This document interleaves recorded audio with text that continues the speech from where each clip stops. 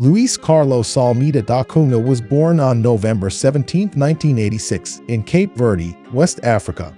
He was abandoned by his parents and raised by his sister. His nickname, Nani, was given to him by this very sister. When he was 3 years old, Nani's family moved to the slums of Amadora, northwest of Lisbon, Portugal.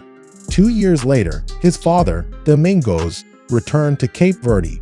From then on, Nani never saw his father again and did not know whether he was alive or dead. When Nani was in 6th grade, his mother Maria left for the Netherlands to marry another man. The youngest of 10 children and 6 other siblings returned to Santa Filomena to live in a cramped and sweltering room. From the main door, just wide enough for a bicycle, young Nani would gaze out into the distance. He could only see the dry yellow of sand and the blinding white of dust. 30% of people aged 15 to 30 here have criminal records. We're talking about a bleak and cold scene here.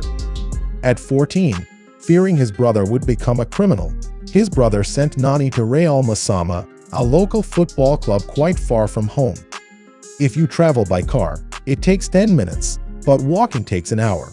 Yet, to hold on to those rare drops of hope for a bright future, Nani had to walk on a hot and dusty road full of potholes to get to where there was football and friends, where he could escape from the dark world of temptations surrounding his home. After school, Nani would occasionally gather with orphaned children, sell newspapers, and do all sorts of hard work to earn money. Of course, Nani didn't dare take risks because he didn't have the guts to steal and wasn't taught to do wrong things.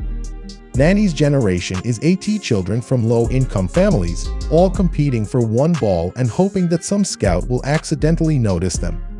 But out of those 80 seeds, only one person was recruited by professional clubs, and that person is Nani, the only student who stayed on the training ground. Nani practicing left foot shots so that the finishing skills of both feet are equal.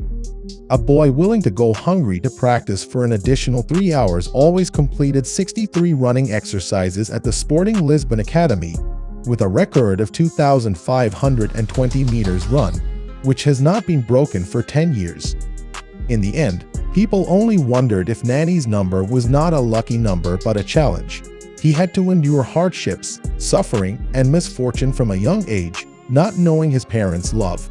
Those slices of life were like carvings into Nani's life, painting a path full of extreme pain that a person had to endure.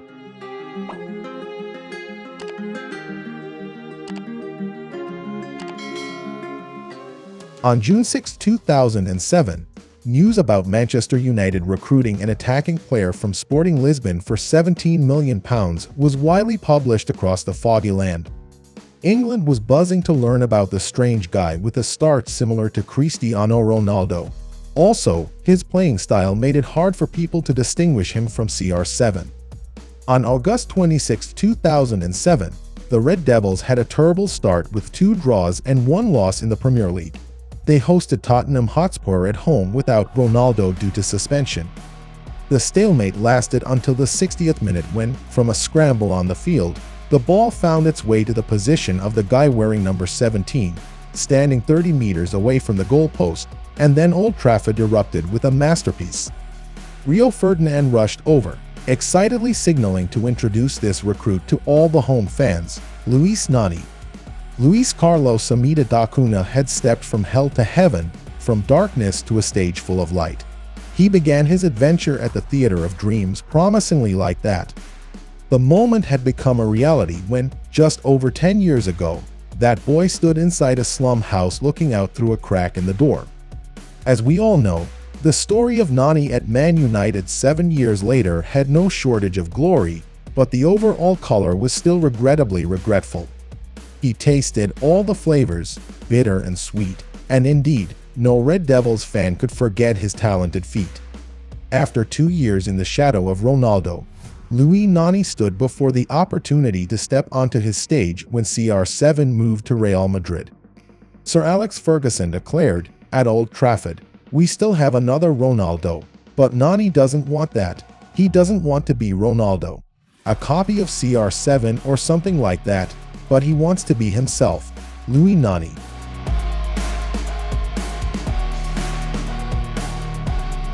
However, Too many similarities made Nani always tasked with becoming the new Ronaldo in fans' minds.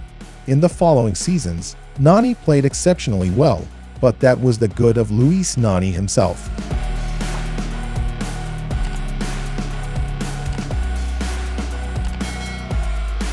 His footprints marked the victories of Manchester United, and those Santos celebrations full of bravery still touched the audience's hearts. He wanted people to recognize him as Nani, not as a copy of Ronaldo. He tirelessly sought that recognition, creating, shooting free kicks, and scoring goals. At one point, Nani was almost the only attacking option for the Red Devils.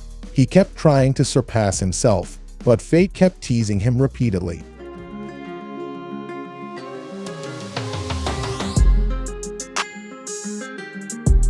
A tackle from Jamie Carragher at infield left Nani only knowing how to sit and cry like a bullied child. Blood flowed all over his leg. The hardships and misfortunes of an orphaned child were more terrifying than that wound encountered 100,000 times. Therefore, Nani has never fallen. He wiped away tears, returned to help United ascend to the Championship of England, and then made it to the Champions League final with 9 goals and 18 assists. However, the Red Devils lost to Barca right at Wembley. Nani was undoubtedly the best player in England that season, indisputable, but this award eventually went to Gareth Bale. Even the Best Young Player award belonged to Jack Wilshere. His most flourishing season ended so bitterly. But once again, disaster struck. In the 2012-2013 Champions League quarter-finals, Nani returned after an injury to face Real Madrid. The red card from the referee fell directly on Nani after a dispute with Arbeloa, and the Red Devils were once again eliminated after having to play with fewer players. The unjust red card was the last straw that blew away Nani's years of effort.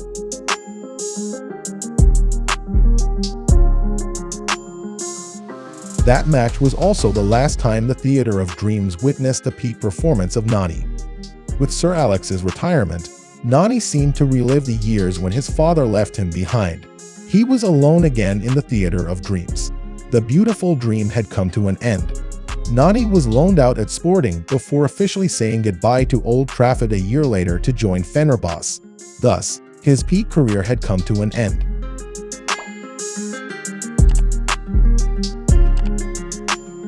Euro 2016 was like a debt repayment that fate had for the Portuguese national team.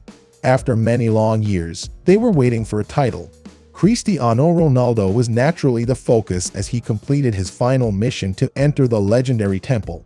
But to choose a representative silent image, an individual who best illustrates the journey of the Portuguese champions in France, it must be Nani.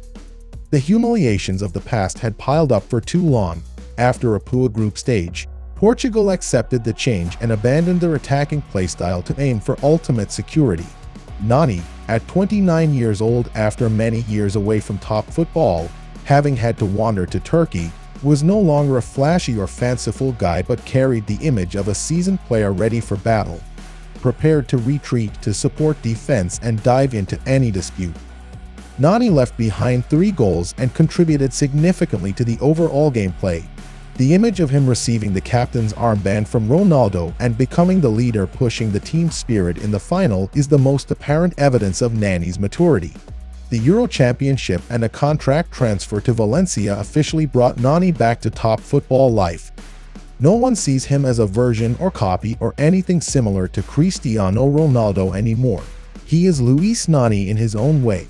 A career that seemed to have come to a dead end now suddenly fills with light at the end of the road. Lazio fans are lucky to see those wild legs dancing on lush green grass again. The story of heroes rising from hardship is not uncommon, if not quite a lot. Many great legends of the world have also been increased from the bottom of society. Even Cristiano Ronaldo or Lionel Messi have gone through similar things. But to find someone unfortunate in the literal sense painful even when his name is widely recognized by football society, Nani's case is unique. No one is as unfortunate as him, repeatedly abandoned by his loved ones. Therefore, no pain can defeat him, Luis Nani. Once again, I am TD Sports. If you find this video interesting, Please support us by liking the video and subscribing to the channel to update the latest and most exciting sports news of the day. See you again in upcoming videos.